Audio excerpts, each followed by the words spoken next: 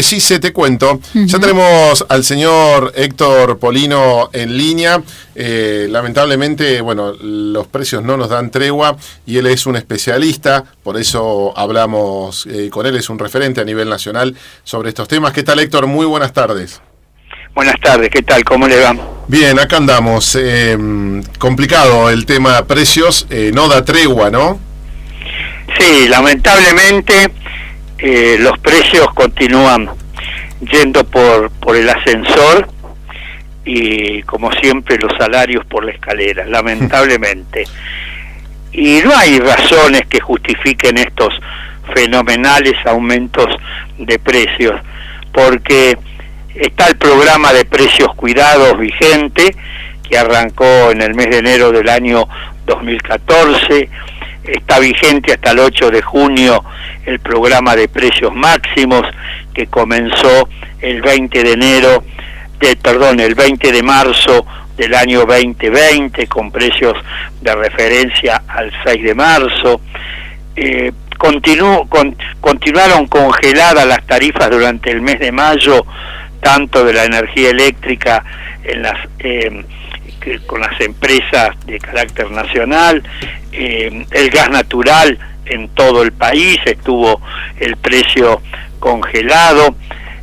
Ha disminuido el poder adquisitivo de la inmensa mayoría del salario de los trabajadores, ha disminuido el poder de compra de las jubilaciones que percibe la clase pasiva, sobre todo de aquellos que cobran el haber mínimo, que es el 70% de los jubilados de nuestro país. No obstante todas esas circunstancias, los precios de los productos de la canasta básica de alimentos no han dejado de aumentar. Y en el mes de mayo el aumento fue casi de un 5%, 4,49%. Y el acumulado 1 de enero, 31 de mayo, el aumento fue del 23,88%. La inmensa mayoría de los países de la Tierra en varios años no tienen este porcentaje de aumento que nosotros en la Argentina tuvimos en un mes. En un mes, exactamente. Hay décadas, pasan países con décadas que no tienen el aumento que tenemos nosotros en un mes. Es increíble. Exactamente. ¿Y cuál es la explicación? Porque el gobierno dice que son los empresarios que no tienen escrúpulos. Los empresarios dicen que la economía no da y que no se pueden quedar atrás. ¿Cuál es la verdad de la milanesa, Héctor? No, yo creo que en la Argentina hay grupos empresarios que tienen una posición dominante en el mercado y que remarcan los precios abusivamente. Y también están fallando los controles por parte tanto del gobierno nacional como de los gobiernos provinciales y municipales, que tendrían que involucrarse mucho más en el control de los precios. Y aquellos grupos económicos que aumentan abusiva e indebidamente los precios, aplicar las sanciones que las propias normas legales vigentes establecen. ¿Cómo funcionan estos controles, Héctor, en otros países de Latinoamérica? No hablemos de Europa o Estados Unidos, porque son países con otras dinámicas, pero en países con similitudes como puede ser Uruguay, Chile, Bolivia, Colombia, ¿cómo funciona el control de precios? Bueno, funciona mejor que aquí, porque los porcentajes de inflación son inferiores a los de la Argentina. Por ejemplo, México tuvo en el año 2020 una inflación del 3,5%. Brasil tuvo una inflación del 4,6%. Y así el resto de los países, ninguno ha tenido como la Argentina en el 2020 un 36,1%. Es más, hay países en el mundo que tuvieron una inflación negativa, donde los precios no solo que no aumentaron en el 2020, sino que bajaron. Por ejemplo, Japón bajó 1,2%, Irlanda 1%, Suiza 0,8%, Hong Kong 0,7%, China menos 0,3%, Singapur no tuvo ni aumentos ni rebajas, 0,0%, Italia y Finlandia, cada país un 0,2% de inflación, Portugal 0,3%, Suecia 0,5%, España 0,6%, Francia 0,6%, Reino Unido 0,6%, Corea del Sur 0,6% de inflación en el 2020. Y así podríamos seguir. Canadá 0,7%, sí, sí. Australia 0,9%, Alemania 1%, Estados Unidos de Norteamérica 1,4%, Nueva Zelanda 1,4%, Indonesia 1,6%, Polonia 2,4%, Sudáfrica 3,1%, México 3,5%, Filipinas 4,2%, Brasil 4,6%, India 4,6%, Rusia 5,2%, Arabia Saudita 5,3%, Turquía 15%, o sea, tuvo una inflación importante. Argentina 36,1%.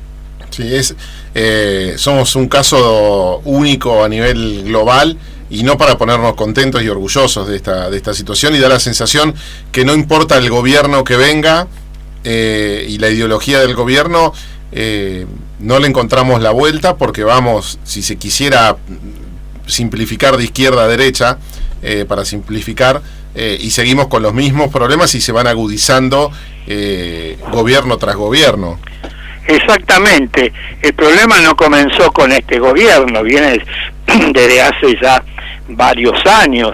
En la Argentina, 28 grandes empresas, todas de capital extranjero, concentran alrededor del 80% de la producción de los productos de la canasta básica de alimentos y artículos de limpieza.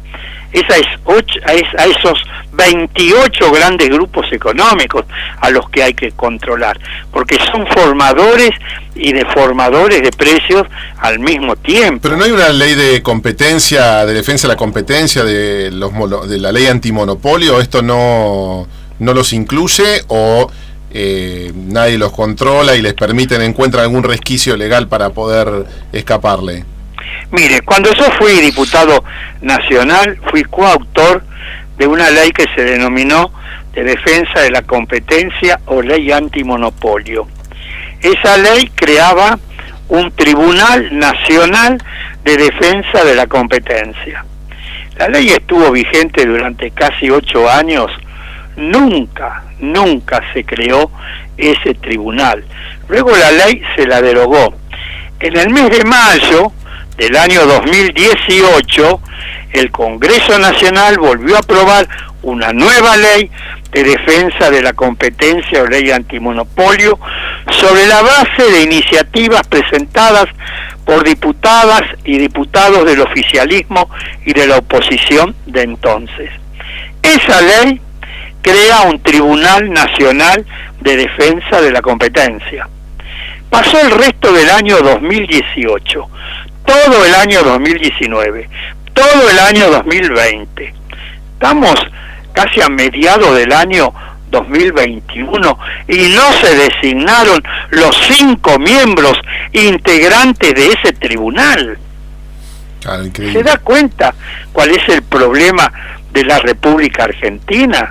Sí, la sensación que uno tiene, sin importar quién gobierne, es que estos grupos poderosos siempre terminan dialogando con el poder de turno y nadie les toca sus intereses, o por lo menos no en profundidad. Tal vez hay un maquillaje y un acuerdo de no innovar el precio en algún momento, pero en definitiva, cuando uno lee quiénes son los que producen alimentos en Argentina, son muy poquitos y son los que definen nuestra vida diaria, básicamente. Exactamente. ¿Usted le encuentra alguna explicación a este hecho?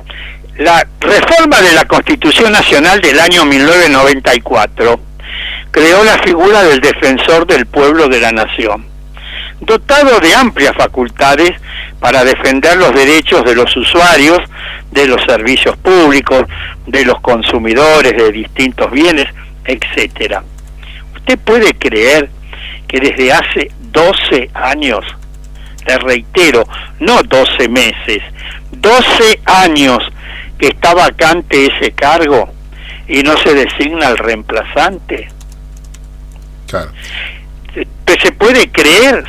Está en la ciudad de Buenos Aires el edificio, la infraestructura, los empleados que con todo el derecho del mundo cobran el sueldo que le corresponde mensualmente, y no está designado el defensor del pueblo de la nación, no obstante la gran cantidad de candidatas y candidatos que 12 años atrás distintos partidos políticos, diversas organizaciones sociales presentaron al Congreso Nacional para ocupar ese cargo, y que en 12 años no se pusieron de acuerdo en una persona para que sea el defensor del pueblo de la nación.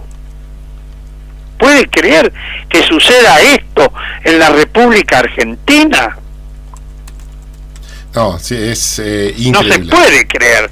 ¿Usted puede creer que en el mes en el año 2014 el Congreso Nacional aprobó una ley que se denomina Observatorio de Precios? Esa ley establece que funcionarios del Ministerio de Economía de la Nación, con representantes de 3 entidades de defensa de los consumidores que actuarán de manera totalmente honoraria, observarán la evolución de los precios desde la materia prima hasta que el producto está a la venta, para determinar en qué eslabón de la cadena se produce una distorsión de precios, un aumento indebido de precios, de modo tal que luego el gobierno actúe rápidamente sobre ese eslabón de la cadena y restablezca la normalidad. La ley es del año 2014. Estamos a mediados del año 2021. Nunca se puso en funcionamiento la ley denominada Observatorio de Precios. Ahora se puso en funcionamiento el 15 de mayo una nueva ley muy importante, denominada Ley de Góndolas. Bueno, vamos a ver qué grado de cumplimiento se verifica en las grandes cadenas de supermercados que están comprendidas dentro de la ley, porque si la ley de góndola se cumpliera, aumentaría la competencia. Totalmente. Y en consecuencia se frenaría estos demenciales aumentos de precio, porque la ley establece que las pequeñas y medianas, productos elaborados por las pequeñas y medianas empresas tienen reservado un 25% del espacio de las góndolas para poder venderlos, o que las empresas de economía familiar, campesina, cooperativas, mutuales, tienen reservado el 5% del espacio de las góndolas para poder ofrecer sus productos. Bueno, esto podría frenar estos aumentos indebidos de precio. Esperemos que la ley se cumpla, que va a regir de acuerdo a la reglamentación que dictó la Secretaría de Comercio Interior para aquellos comercios que tengan una superficie mínima de 800 metros cuadrados medidos desde la línea de caja y descontando los depósitos y espacios exclusivos para el personal. Están excluidos los almacenes, los autoservicios chinos, los negocios barriales y los mini mercados de las estaciones de servicio. Pero aquellos supermercados de grandes superficies, como la que le acabo de señalar, están comprendidos dentro de la ley de góndola. Y la reglamentación de la ley de góndola establece algo muy importante. Por ejemplo, que el producto de menor valor no esté ubicado como ahora en el estante más bajo de la góndola, con lo cual es casi imposible poder advertirlo. Sí, ahora la reglamentación establece que los productos de menor valor tendrán que estar ubicados en el estante intermedio entre el más alto y el más bajo de la góndola. Y el producto que tiene menor precio tendrá que tener una cartelera perpendicular al estante con un círculo que diga producto de menor precio, de modo tal que el consumidor lo advierta rápidamente, ¿no? Héctor, queremos agradecerle muchísimo la posibilidad, como cada vez que lo llamamos, siempre es muy interesante hablar con usted y debatir, bueno, esta problemática histórica de Argentina, pero que en estas épocas tan cruciales generan que mucha gente no pueda tener un plato de comida en la mesa. Así que agradecerle mucho su siempre buena predisposición para charlar con nosotros. Que siga muy bien, hasta pronto. Muchísimas Fue un gusto gracias. para mí también. Igualmente. Héctor Polino, bueno, la verdad que es muy compleja